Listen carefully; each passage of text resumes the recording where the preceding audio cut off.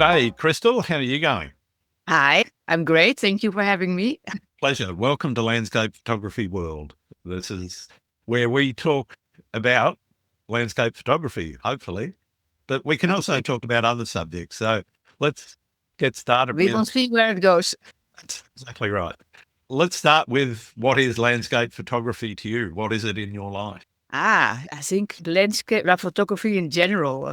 I think it's not only landscape; it's photography in general is a very big part of my life because I'm full-time photographer, and it's a way to create, to express myself creatively. So it's a very important part, I think, in somebody's life to express creatively. So, as an artistic endeavor, where did the art start? Because a lot of photographers start off recording either a daily scene or a travel scene or something, and there's not a lot of art in it at the beginning for most people. Some people, that's why they start photography, but other people, it starts a little bit later where they go, this is more than just recording that scene. It's actually now art. Where did that happen for you? Now, art in general started very early in Amsterdam, a very long time ago when I was still living there. I did a painting class there, but soon I realized I couldn't paint at all. I couldn't draw. So that was a very, so the teacher, he tried, he did all kinds of nice workshops and stuff like that. And it was actually an entertaining class, but very technical also. And Oh, it didn't fit me. So I thought, okay, what can I do differently? And then my brother, he worked at a photo shop, and he always had beautiful cameras in his room. And as a youngster, I was never allowed, of course, to touch them. So when I was older and lived in Amsterdam, I thought, okay, I'm going to buy my own cameras. So I bought my first, I think it was a Minolta camera. And that's where basically it started as a weekend holiday photographer. And then later on, after my work, yeah, you change your occupation, your life goes on, and then you see things differently, of course. And now I think I look at landscapes, at scenes different in a way of, I don't always look at the reality, but I also look at shapes and forms and textures, and that's very important. And I think it yeah. started there in Amsterdam, and I took it along my route in the photography. Awesome. Sounds fairly interesting. I'd like to dig a little bit deeper and find out what was the first point where you said, this is it. This is what I want to do for the rest of my life. I don't know if it's for the rest of my life, but at least a big part of my life. Because And we for as know long as you when. want to keep doing. No, I think it's the okay. I told you I was in Amsterdam, and then I moved to France. Mm. And my parents already introduced us to nature. We walked always in the Dolomites in Italy, and a lot of weekends we were in the forest. We walked there as a family. So I was already also very young interested in nature. But when I was living in Amsterdam, there's not a lot of forest or big nature around it. So when I moved to France, I got reconnected basically to that nature feeling. And there, my passion for landscape photography, I think, started to become more and more every day. I went out and I created, my own business there in France because I created workshops there. Sure. And I think I thought, that's what I really want to do the rest of the day and the life. And because it's such a great feeling to walk in nature alone, but also to take people along and to express and to show what you love in nature, to teach what you see. Absolutely. So expand it. And I think, I wanted to make my profession of it. Yeah. Fair enough. That's what I did. What is it that inspires you? Is it a moment in time and particular light? Is it people and other art? Is it a place? What are the things that make you go, okay, that's interesting. I want to dig into that? I like a lot, but I think what I like most are textures and color contrast and these subtle things in nature. I always get drawn to the common subject. It's things that you Yeah. see every day around you. But we are so busy in life that a lot of people pass them very fast. So you don't realize what's all around you.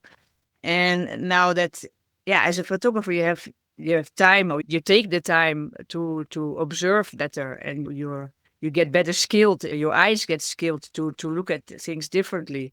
Yeah. So for me, the thrill is for example, if it's in between seasons and the trees are just opening up the buds, yeah, and you have these textures in the landscape. It can be a color tint, can be a certain nuance in texture or is it depth in your landscape. And that's what I really like, looking for these in the wider landscape, because I like intimate landscapes. I like the little scenes within the wide landscapes. Awesome. What is it that draws you to those tiny vignettes as opposed to the grand vistas? I don't know. Yeah, a lot of people like to take the wider angles and to take it all. Yeah. And I think you miss a lot if you don't look around you, what's behind, if it's on the floor or just next to you, or what. There are so many things that, yeah, for me, they show much more detail than that wider vista. And then maybe that's back to art. I like to create a kind of smaller landscape or smaller objects from these elements. I put them together in one frame. Yeah. And that's what I like in the textures and in the color contrast and the repetition and the lines. And yeah, there's so much to explore Absolutely. in a bigger area. But yeah, that's why I always say, okay, it's nice, one big vista, but yeah, it's also nice to, okay, what do you see there? There's maybe a line. There could be 1,000 compositions in that broad vista. Exactly. And that's for me the joy and the passion, maybe to observe, to see where the light touches, maybe a branch or a piece of mountain valley, or I don't, yeah, there's so many things that you can see in a landscape, the mist, the weather, all the elements that work alone or not, sometimes not, but some of your work almost borders on abstract. Is that a big influence in your work and your style? Now, it changed over the years because I started very realistic. I captured, or I composed basically what I saw, and yeah, I didn't put my own thing in it. I thought just copied what I saw. Sure. There's nothing wrong with that's Oh, beautiful. absolutely not. Yeah, that's great. But over the years, I felt that okay, it was not enough for me. I wanted to experiment. I wanted to see other things, and then I just tried out things, and I did multiple exposure. I used other camera techniques like ICM, and I thought, hey, that's funny, and that looks nice, and then you combine the copy part, the realistic part, with an abstract part sometimes, and then it becomes something of yourself. Yeah. Okay. And for me, that's really fun. And yeah, nowadays it gets more and more because I feel that's more to my heart at the moment. Brilliant. Yeah. The process of experimentation for some people can be quite difficult because they'll try a technique or they'll try a composition and it doesn't quite work for them. For me, that's definitely part of the learnings that you get out of experimentation. How did you deal with those, I don't want to say failures because that's not the right word, disappointments where you go, okay, I've tried this, that didn't work. All right, what do I need to adjust? How did you deal with those feelings that you get where you've maybe spent hours going to a location, worked the scene and come back and gone, that didn't work? Yeah, I always say I'm very not okay. I know the techniques and I know the basic and I know how to take a photo, but I'm not a very technical person. I say I'm more an intuitive person. So for me, if I go out, for example, a day in the mountains, I let nature inspire me. So if I use these techniques, I look at at that moment, what does it feel? How do I express that feeling into an image? So for me, it's not a failure. It's sometimes more difficult of how can I create what I feel, what I see with these techniques. And that's by doing and doing. And the more you do it, the better you more, the better you get, it easier it gets. And of course, sometimes you think, what's this? No, this is not what I want. Or, wow, this is ugly. You don't have, but I think you don't have to shoot, I don't know, 200 or 300 photos a day to become a good photographer. You really have to choose that's over the years. And you take less photos. At least I take less photos, but I try to, take the right one, feel Yeah. the right one. What's in front of me? Take the time. And that's also something you learn over the years that, okay, you can shoot your whole cards full with all kinds of photos and then go into the bin. But you can also think, okay, I do less, I experiment, but yeah, Okay. see what you can do with what you have and take your time. Yeah. You mentioned the feelings and the emotions. Is there a specific feeling or deep emotional connection you've got that you've had during shooting a particular landscape? And could you tell us a bit about that? No, it's more, I think everybody has that when they go out and you have days that it doesn't come, the creativity. Yeah. You walk and you look around and it just doesn't come in. It doesn't work. And that has to do with the other daily life you have, the things that go ahead. For example, my mother passed away in last February. Mm. The moment my photography is not very inspiring, not very creative, because I'm still in the process of dealing with her loss. And I think that these type of things that happen in your life have a big influence on your creativity. Oh, And it can absolutely. also, a happy moment can also be, if you experience happy things in your life, then yeah, then maybe all the colors around you that come in very easily because you, and that's, I think, I feel with that's what I mean about feelings, that they have so much influence on, yeah, how you create things and how you observe things, how you, develop your own process. Yeah, I don't know. I always say, I also organize photo tours. I work together with a Dutch photo tour organization. Yep. So you have little groups of people, and that's very interesting to see how people, they're all different. Everybody experience a place differently. They feel differently. One is very technical and the other one experiments more. But yeah, there are also people who say, yeah, I don't have it today. I'm tired. It doesn't come in, work. No, then just enjoy. Be there, That's right. enjoy the surrounding, let it come to you, and maybe it will come back in a couple of hours or not. That's also good. But yeah, I think you have to, it's good to let it in. Definitely. Definitely. Is that how you deal with the times when there is no inspiration? You're sitting there going, I don't really want to take the camera out of the bag.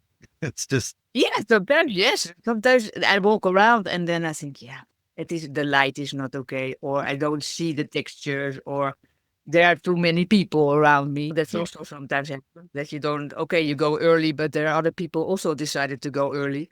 Then you think, I wish I was alone. Yeah, you have these moments and then the camera stays in, or I take a couple of photos and then I already sometimes know they go to the bin. yeah. Then I'm not a person that immediately comes home and put the card in and looks at the images. There are a lot of photographers who do that and they want to see, what did I do? No, for me, it's also, okay, let it rest. And maybe a couple of days or sometimes even later if I don't have the time, I upload the images, I look at them, and then, yeah, I maybe get that feeling back. Or, yeah, I think it's very important that you don't get disappointed also. Yeah. You never get feeling immediately Yeah. after you come back. So Know how it is with you. Do you come home and you put your car? come home and I make sure they're backed up. And Yeah, okay. while they're backing up, the software I use, images flick up. I can make them large screen, but they just flick up in a little window in the corner of the screen. So I have a look at them and I go, oh, okay, one looks good. That, I don't know what I was thinking there. That was absolute rubbish. Oh, that's another rubbish one. And that's another rough. Yeah.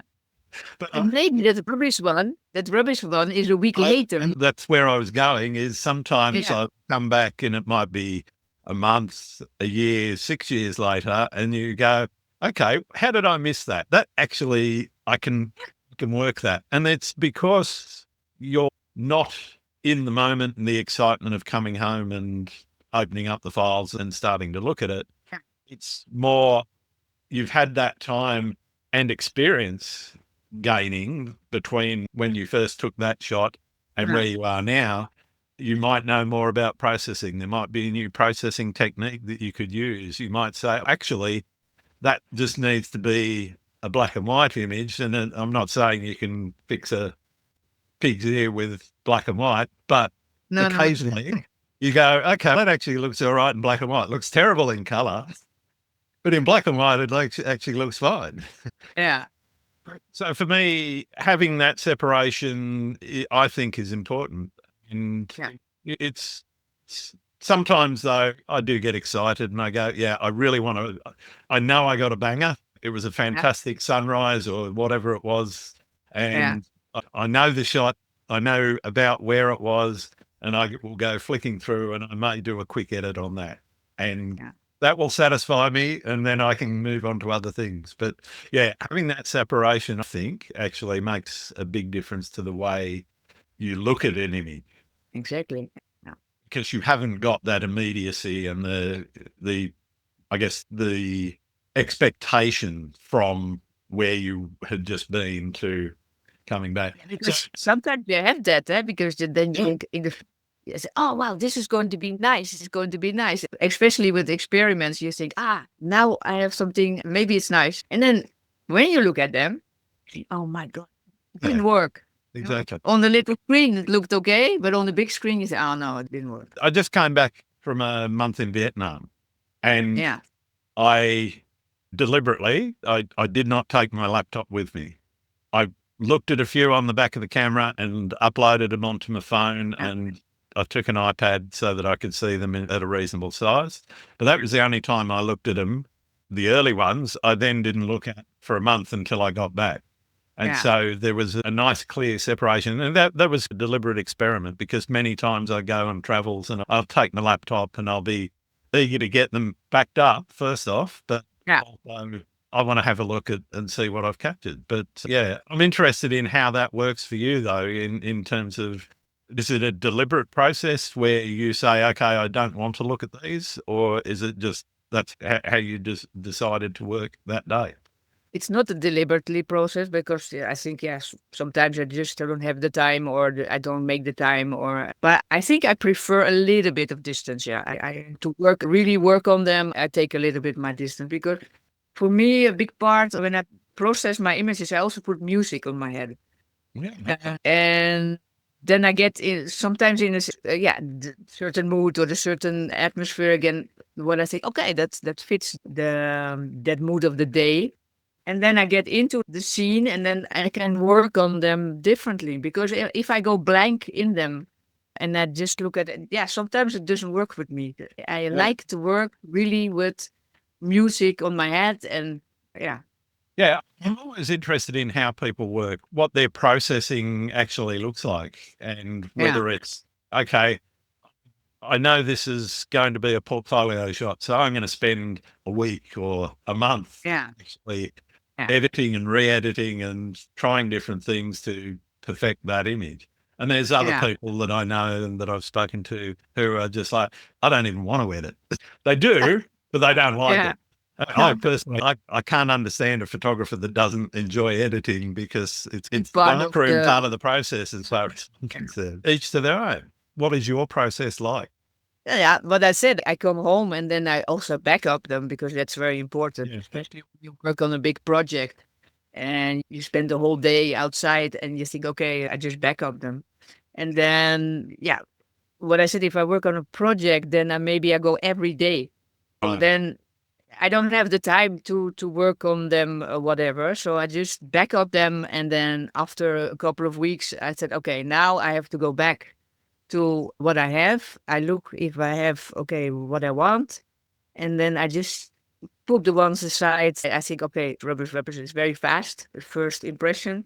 Sure. But I don't throw them away. I just put them aside, leave them till later, mate. I just select the ones I think, okay, these I want to work on. And then I spent evenings or something. I said, okay, now I take a couple and I work on them. And then I really spend time with them. It's not a fast selection, but then I'm going to really process them. And then I don't think I'm a person who process a lot on the image, because I think you can do much more. If I see other photographers, they do a lot. Yeah. I'm very basic towards the feeling. I think, okay, this is what I want to express and not more. I don't scream with the colors, and I don't remove things, and I don't know what, but I like it calm. Yeah. Yeah. You mentioned working on projects. I've got a couple of questions that I want to get into there. One is, how important is it to have projects when you're working? And the second question I'll come back to after you answer that one. Sorry. Oh, okay. Now, for me, I think, yeah, in the beginning, I took a lot of images and it were only single shots, not a lot of series. And Yep. in the beginning of your work or of your career, it's maybe okay to say, okay, just create single images or you do a reportage or whatever for a certain, but they're not a series or whatnot. And whatever. And then I thought, yeah, I want to deepen the subject.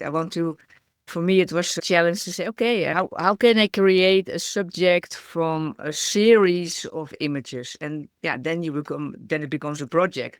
And then you create a kind of theme from it. For example, my first project in the Auvergne here in France was about trees. Sure. Because I was brought up in Holland, in the forest, and I walked with my family, and I thought, okay, there are so many different trees here, so beautiful, and that's really its subject we pass every day. Every trees we pass, so many trees, we don't really look at them. So I thought, okay, let me see what type of trees we have in and capture them in a different way. So I made a project of it. I went to different mountain valleys, behind the house, in the garden, wherever I was. I decided to create images of trees that are characteristic, didn't always have to be totally whole. There could be a branch off or whatever. I didn't care, but it's just for me.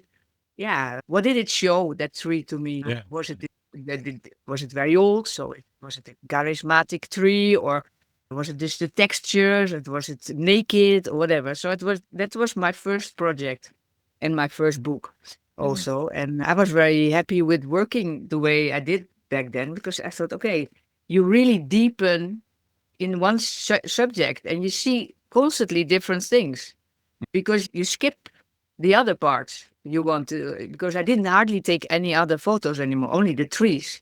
And then you only see trees at one point because you're so focused on that project. Yeah.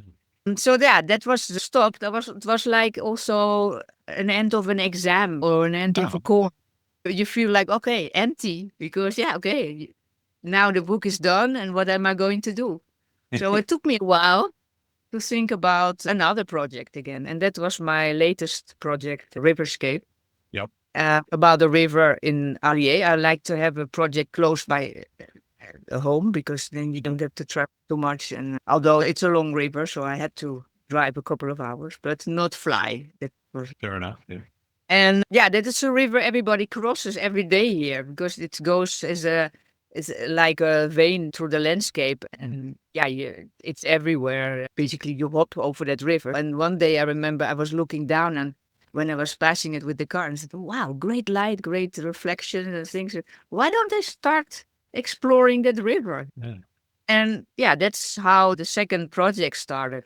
And in the beginning, I thought, okay, where do I start? Because it was totally different river than I know in Holland. In Holland, there are more canals, very Yeah, straight. basically.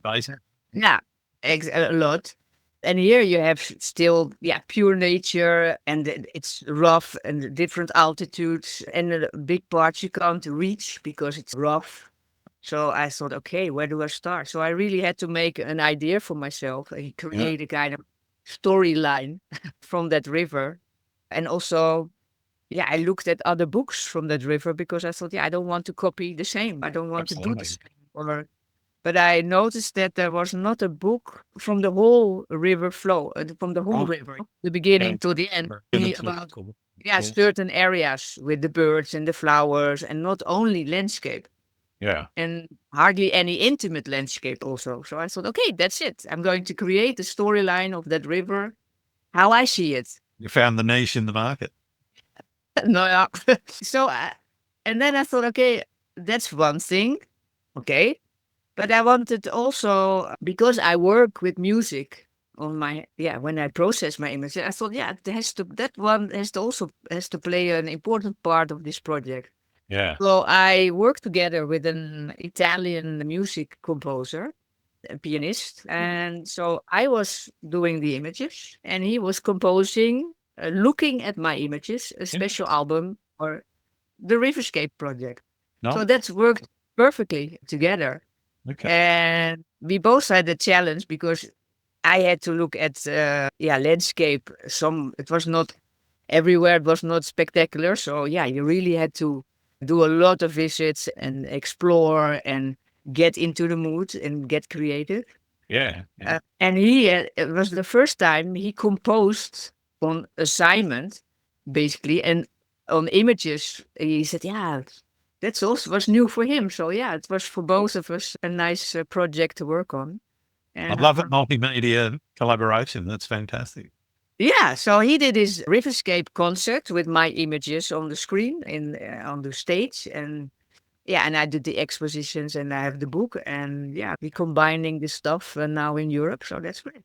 You've already touched on my second question, which is, I know you've got a book, Yes. but you've done that. So Yeah. why not do the blatant plug and tell people where they can get it and how they get a hold of it? No, I have two books, yeah, but the first book is Variations in Trees. There are not that many copies left, but some. And my newest book is RIVERSCAPE, and you can find them on my website, www.kristelschneider.com. Also, link in the description. Okay, thank you. Awesome. I think you talked about a couple of things that really piqued my interest. One is collaboration with the composer. How did you meet him, and what was that somebody that you sought out, or was it a chance meeting? How did that actually come about? When I was doing presentations for Variations in Trees for festivals and stuff, I was looking for music that I already had on my head. Yeah. But also fit the presentations and stuff. So I looked him up online, and I contacted him if I could use his music Sure. for presentation. And that's where we exchanged emails, and then I sent him my book. And he loved the work, and I loved his music. And then he said, yeah, maybe one day we have to work together and do something. Wow. But what and how? And so years went by. And then I started with RIVERSCAPE, as I said. And then I thought, okay, I wanted music to play an important role. So for me, Fabrizio Patellini, so that's his name. Yep. Yeah, that was the guy I had to ask. And he immediately said yes, because, first of all, he knew my work. But second, he also lives close to the River Po. So he's well connected also to a river. Yeah. So he said, I think, this is perfect, because he always wanted to do something with water and the river, but never got an idea. So he said, this is a great idea to work together. And so, Fantastic. Combining everything. Awesome. As I said, I really love a multimedia collaboration. It's great when things like that just happen. It's amazing. Yeah, it's also a nice experience if you create, for example, a book and an album. Yeah. It had to be the same cover. Yeah. From the album, and I can get up and show you the album and the book. That's great. Yeah. But compare that. I didn't. Yeah. So good. Okay, so this is the album. Yeah. And it's nicely if you look at it, it's also photo. Yeah, and a photo from me on it also. So that was very nice. And there's also a booklet in it, and also with the photo. Some of your photos, yeah. Lovely. Yeah. And this is the book. Right. And then we had to discuss, what's the logo? What's the photo going to be on the thing? And then you have different countries, you have different designers, you have different, you have the musician, you have the photographer. And so that was an interesting process, I have to admit. It was because, you have all different ideas about it. And also I look, of course, differently at the book. Yeah. I look at the bubble at the end where it has to be cut and stuff like that. But a musician, he doesn't look at these things. But so we had the designers. That was also nice to see, because you have a Dutch designer. Now, the Dutch, they're very direct, they know what they want. Yeah. And you have an Italian designer, and they're not always saying the back of their tongue. And so it was a very interesting and fruitful discussion sometimes. And but at the end, I think we're happy with it, because it speaks for the album and it speaks for the book. I think it's absolutely marvelous. I'm definitely going to be looking up a copy right after we finish here and see if I can get a hold of the album out here. Unfortunately, I'll have to try and get it either as a download or a CD because I don't have a vinyl player anymore. But There is a CD and it's there is also a on CD. Spotify. Perfect. Yeah, either of those, they will definitely work. So Yeah. anybody looking for RIVERSCAPE, definitely get on it. From just looking at the album itself, the transparent vinyl disc is absolutely awesome. I think the whole design concept is absolutely fabulous. Well done. Yeah. Congratulations. Thank you. That project, what Yeah. is the most important thing that you learnt either about yourself or about that process that you'd like to share with the audience? Yeah, working in projects, you always do. Yeah, it can be a short-term project or a long-term. This was a long-term project from a couple of years, and luckily it was a couple of years because I started just before the COVID. Yep. I went into the field. It was January, and I think in March we were totally in lockdown, and Yeah. you know how it all went. So that's everything postpones then. So I think I learned a lot about planning because if you have a deadline for bringing out an album, a book, you can move a little bit in the dates. But if you have a musician that has concerts and has a deadline an album, and then it's a different planning. Absolutely. When you're an individual photographer. That was a bit of a pressure because also during that process I broke my ankle. Oh, So I some downfalls in the project. But yeah, I think I learned from it that I have to do a better planning. That's me learning from because I had a very busy summer before the book release and the album release because basically I had to do everything in a couple of months. I think, creating a book, it's my first book. I did the image selection myself. And the second book, and what I learned from the first book is that you have to do your image selection with somebody else also. It's good for the overall, because now it's just your baby and you have so many images. And a lot of people tell me, why didn't you put this one in the book? And why not that one? And why not that one? I said, yeah, but I think if you for RIVERSCAPE, I had a couple of people, the designers and other photography friends and myself, and also people who are non-photographers. okay. Yeah. That's also important because this is a wider public than only. Absolutely. Yeah. You're not just selling to photographers. Yeah. Exactly. I said that's what from this project also, that it was good to have more people look at your images for the selection. So I think people do a book, do it with more people, take your time, do a good planning, stuff like that. Yeah. I think that image selection, whether it's as basic as a portfolio view on your website, a carousel or something on your website that's showing off your work, or whether it's an exhibition that you're preparing for, or whether it's a book that you're creating, that image selection is all important. And totally resonates with me that you've actually got to get feedback from other people, because otherwise you're there on your own trying to work out, and you love that image. Yeah, exactly. But it might not work with some of the others quite as well as that image. Yeah. Now with the cover, I was quite I selected some I really liked on the cover. Yeah. And then we did the cover selection with the group, and then at least you get one of the images you like. But this also had a kind of line, not a storyline. So that also had to fit in the book. Yeah. And there are some images in it I wouldn't have chosen, strangely enough. Well, I was going to ask, how much control did you have over what actually? Totally, full control. But if you have a group of people, saying that's in, that's out. And that's in, that's out, and you're the only one that's saying, no, it mustn't be in. Yeah, maybe I'm wrong. But okay, this time I let also other people decide for this book. That's a really interesting concept, is actually letting other people help make the decision. Yeah. How did you deal with those sort of feelings, though? Because like any photographer, every photo has its own meaning to you. Yeah. I have a completely and utterly different meaning to somebody that's looking at it with fresh eyes. How did you deal with the feelings of going, okay, you're putting something that I don't like? Your darlings, eh? is really killing your darling because you say, yeah, but this one he really needs. Yeah, but there are also many in from that. There are many. Of course, I had a big selection from to choose from, but I also had to be aware that it was not a tree book again because there are a lot of trees along the roof. So you have to have a different view of things, and yeah, and I wanted to also put some abstract in and some that it was a good mix of the whole river. And yeah, but sometimes I thought, okay, that one not then, but there are enough in that I really were. So it's not that it's not my book because otherwise I wouldn't have published it. But yeah, there are one or maybe 5 or 6 that I think, okay, maybe, yeah, but yeah. Brilliant.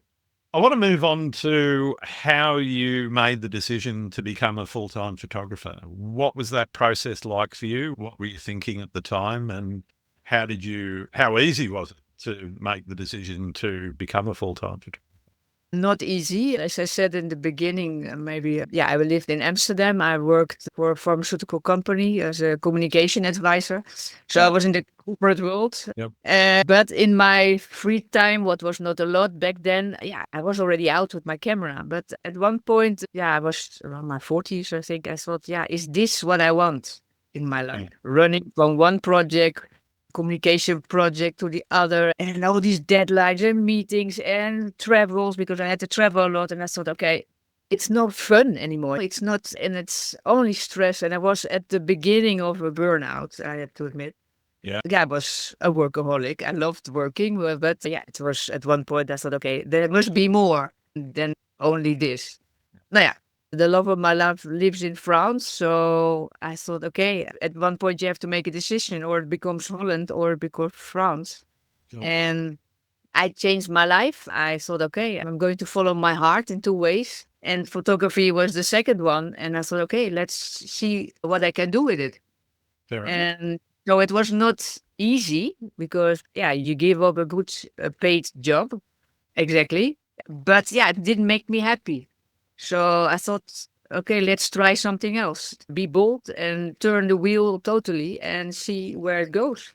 I can always turn it back at one point if you really think that it doesn't work for you. So I tried, and it was hard, especially building up a clientele, making people that you get known, especially in a male-orientated business.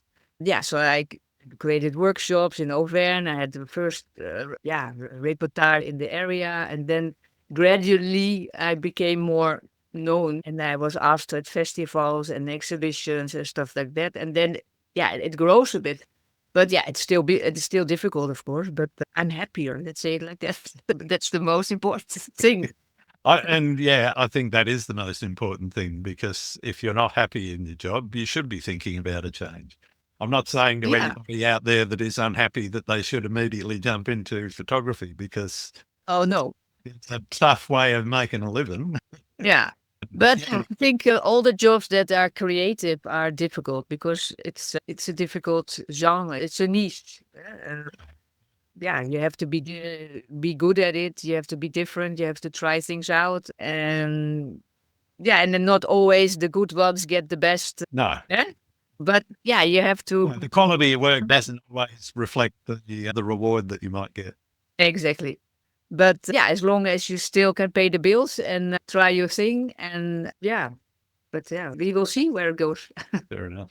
How do you find balancing your photography business and the rest of your life? Because everyone has other things to do, and there's, as you said, bills to pay, et cetera, that balancing act of, okay, I've got to be creative. I've got to have time for editing and getting all the photography pieces, but then I've got to do marketing, do finances, et cetera, et cetera. How do you balance all of that? I think photography is 100% part of your life. I think you can't put off your cap and say, oh, now I'm not a photographer. I think that's different with other jobs, because sometimes it's also a bit tiring. I don't know how it's with you, but when I walk around, I always see images, and I always see things. And sometimes I hear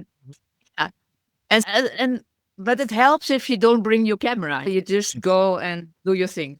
But that's one thing. And I Still, I think I'm a bit of a workaholic because I'm doing my photography, constantly. I don't look at weekends. I don't look at the times. Or I just fill in my days where I think, okay, it's nice now to go out. It's nice now to work on the marketing part. Is you make a kind of other planning. And of course, what we talked before we recorded, I like cooking. I have to cook and I have to do the daily things. We have a dog. We have to all the other things we have. But I think if you're independent, you have more freedom of doing. The flexibility to choose how much time you spend on everything. Yeah, exactly. And because as a photographer, if you want to survive, you have to do N. You can't only be in the field. What you said, you have to do all the other things. I'm traveling a lot because I'm doing these photo tours.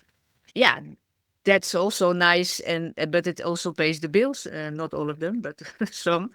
Yeah, and so you do festivals, you do exhibitions, do all kinds of things that can bring in a little bit of income, and that all together, that is your job. Yeah. I'm always interested in how people market their personal brand. And as you said, you've got to get yourself known. How did you go about that? What sort of things were you doing to get people, build up your clientele base? Now, I think the photo tours help a lot because, that goes from miles to miles and people get to know you and presentations and being out there on festivals. In France, you have a lot of photo festivals. Yeah. It's a bit of a change now after the COVID. I don't know why, but there are less people coming, at least in France.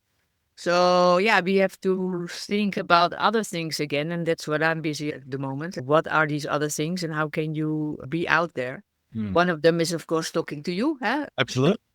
Actually, no, but also other podcasts and other things. I'm not really a fan. I don't like to put myself in the picture a lot. That's my problem. I'm not a very out. I'm a bit shy. A lot of photographers are introverted and they don't like being in the limelight and they don't like being in the frame of the photo. Oh, no, absolutely not. But you have to, otherwise it's part of your job. Well, that's why I'm doing it, but it's not the absolute fun part for me. Although it's nice to talk to you, no worries. That's But fine. I do rather other things, walking around with my camera.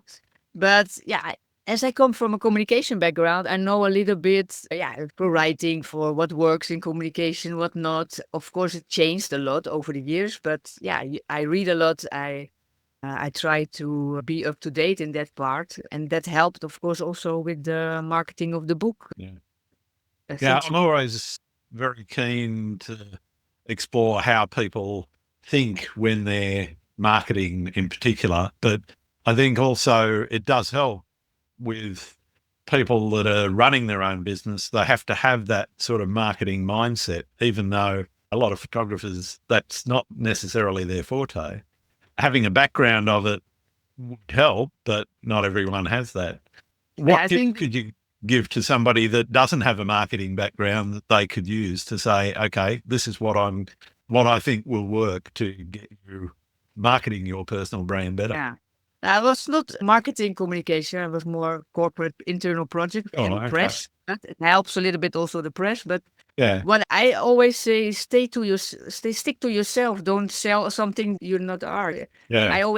I am always myself. Okay, I'm shy. I can be saying stupid things sometimes. I'm not a native English speaker, but I just speak. Just try to be yourself, how you are, and don't sell a person that you're not are. That you're. Sometimes I see photographers, they are out there and they are the best. Yep.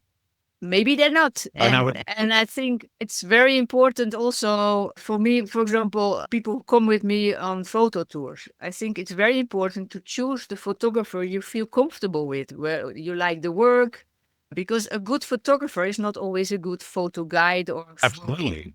teacher. I think that these are all important selling points from who are you?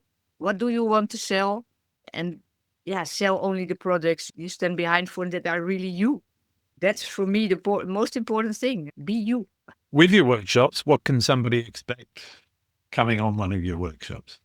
At the moment, I do the photo tour mainly, and then I go, people, it's a small group of people. I am connected with a Dutch photo tour organization, but we have people from all over the world, and then it's an English speaking group if we have other people.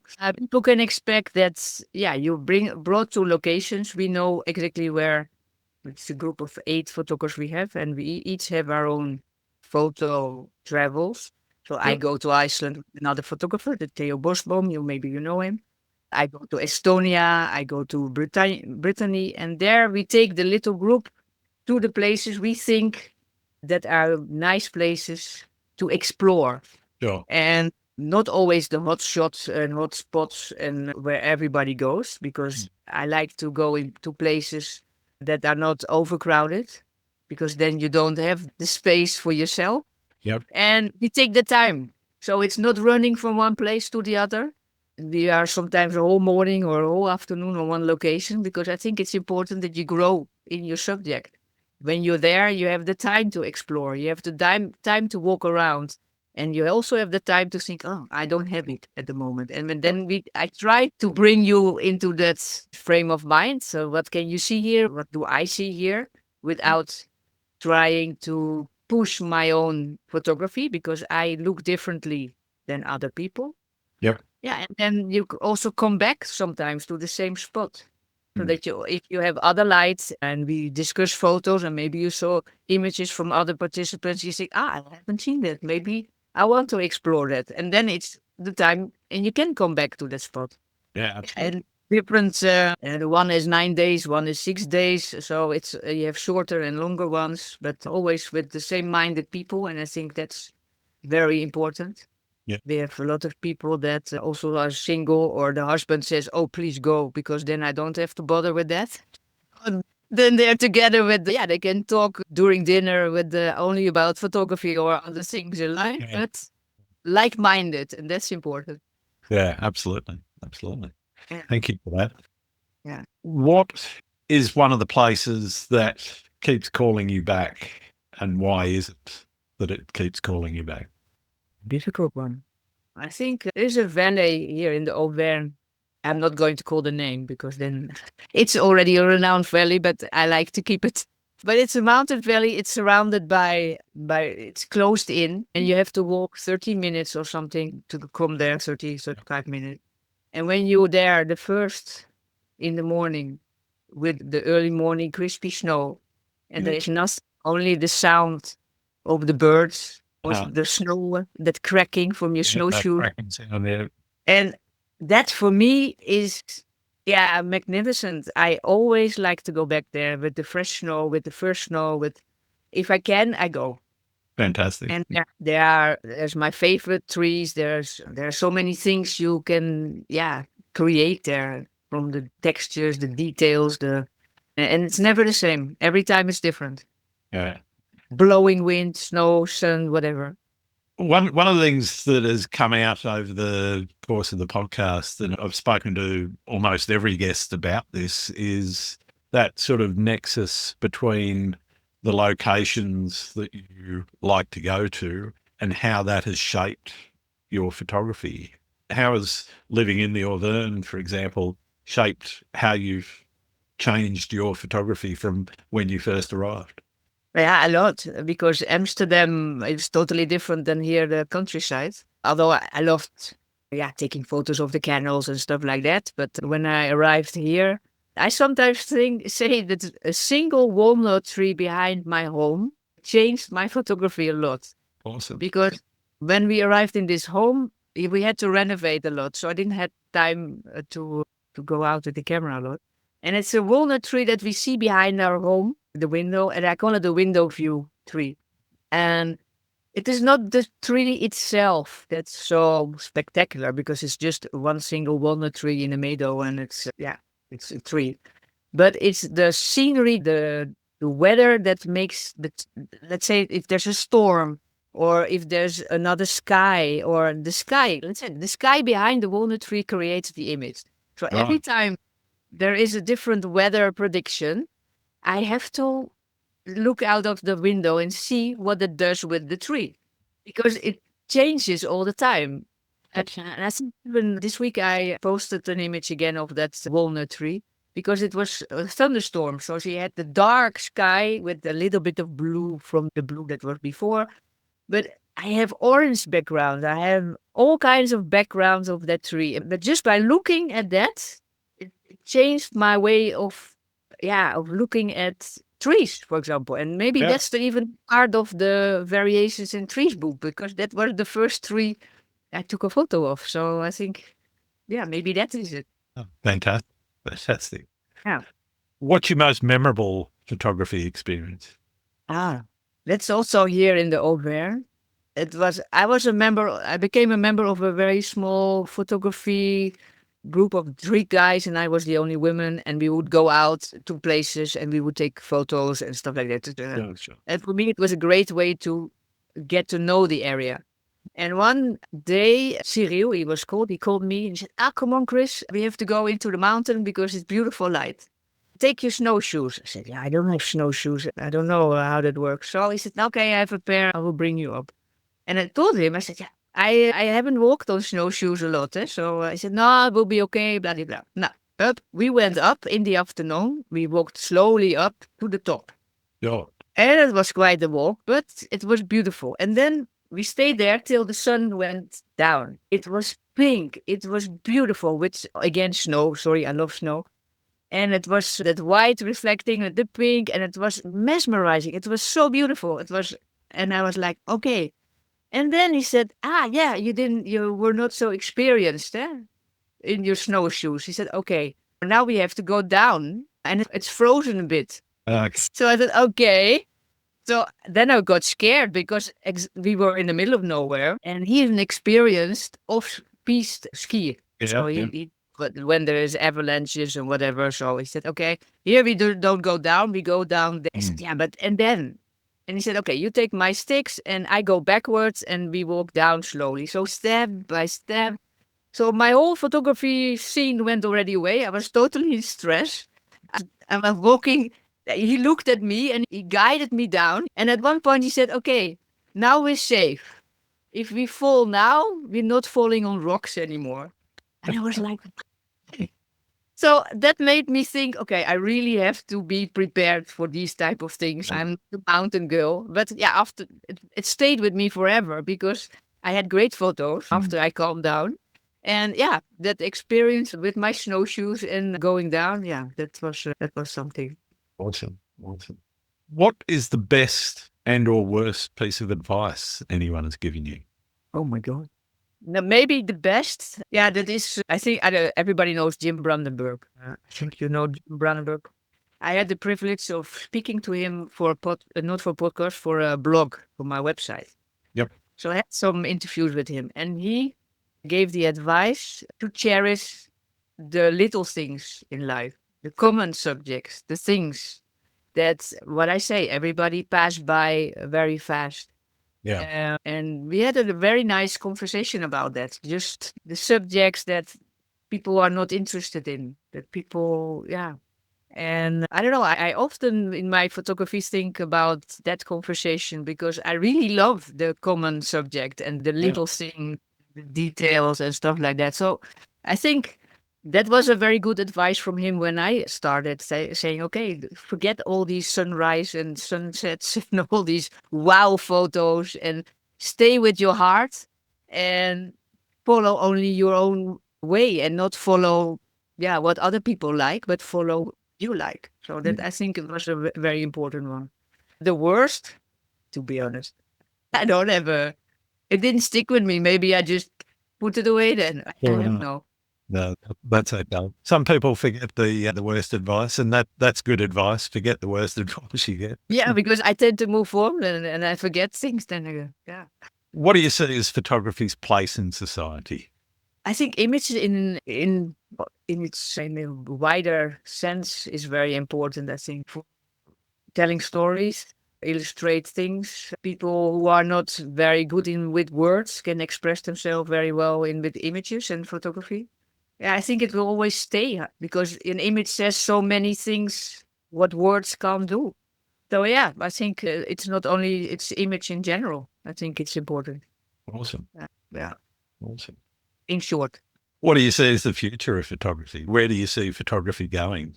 Yeah, I think it always will play a part. What I said because of what I said before about the imagery and the importance it has in communication. Of course, there are a lot of threats. People think it's going to push away photography.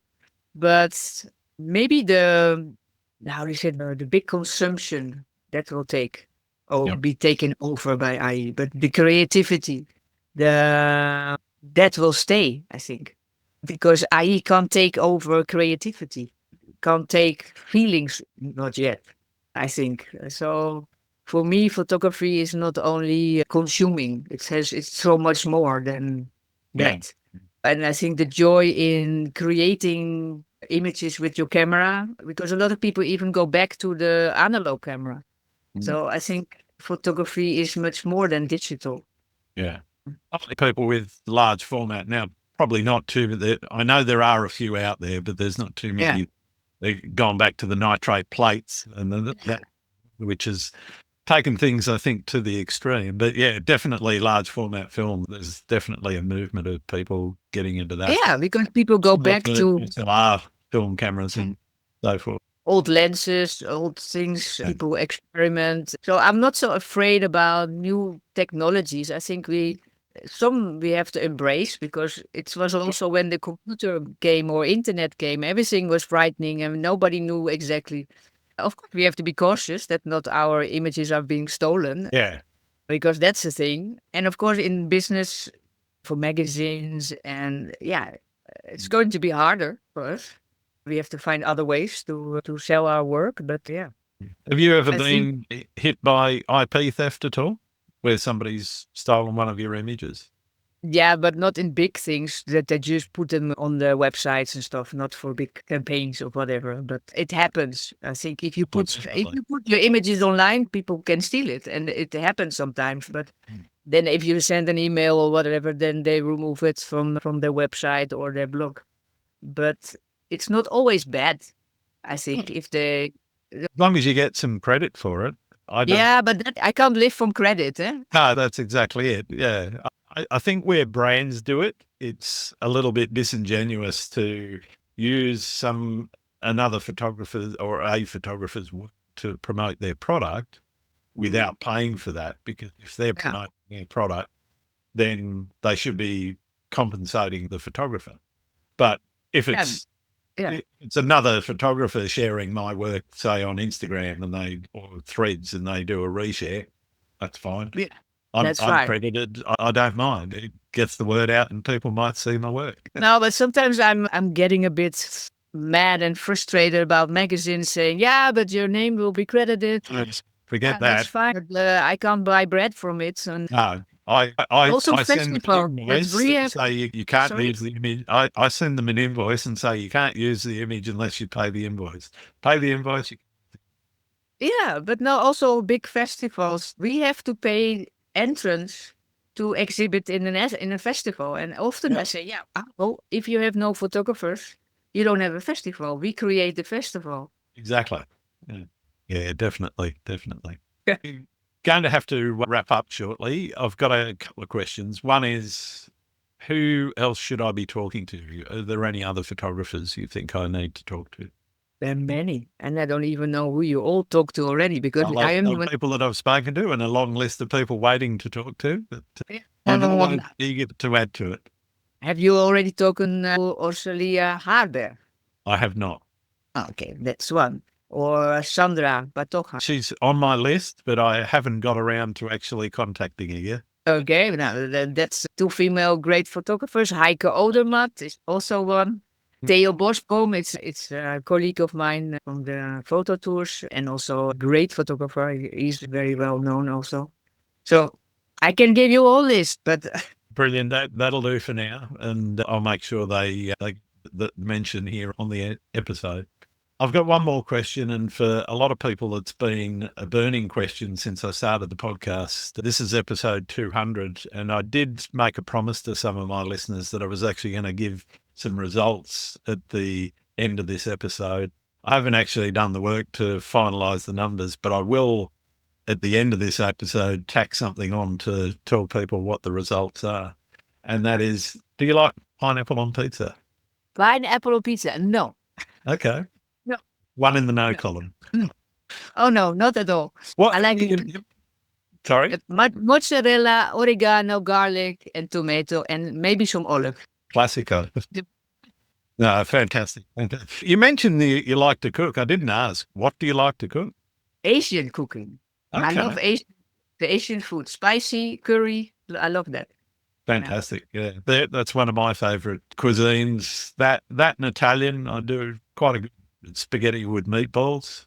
The secret there with the meatballs is that you get some white bread, soak it in milk, not so that it's sloppy, rip that up and put that into the mince, and just the texture that you get out of that.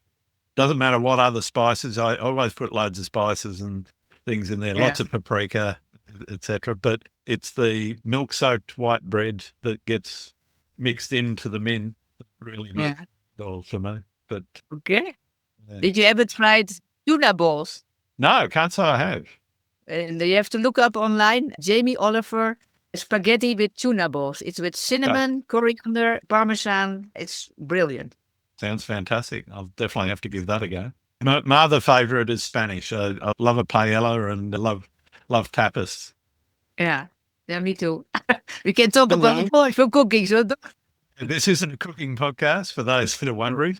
It's been absolutely fantastic talking to you, Kristel. Thank you so much for sharing your stories and your wisdom. Where can people find your work? You mentioned the website earlier, so yeah, I miss the website. It's myname.com. fantastic. All right, thank you very much for being on the show. No, thank you for having me and good luck with your other podcast. Cheers. Thanks Okay. again for listening to Landscape Photography World. I hope you enjoyed the show and keep listening because I'll be joined by some great guests in upcoming episodes. You can find my work in this podcast at grantswinburnephotography.com along with prints and photography gear. I'm also on Vero, Photo, YouTube, Instagram and Facebook. Don't forget to like and subscribe. I'm Grant Swinburne and hope to see you out shooting soon.